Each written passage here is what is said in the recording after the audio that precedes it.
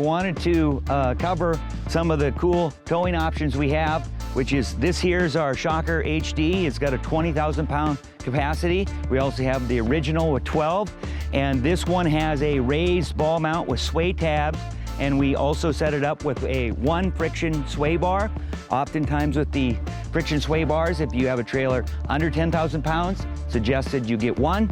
If you have it over 10,000 pounds, it's suggested you get 2.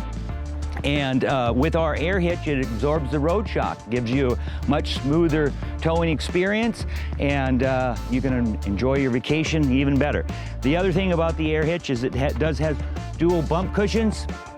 It has an airbag, like I said, that it absorbs the road shock, which also reduces the tendency of a trailer to sway.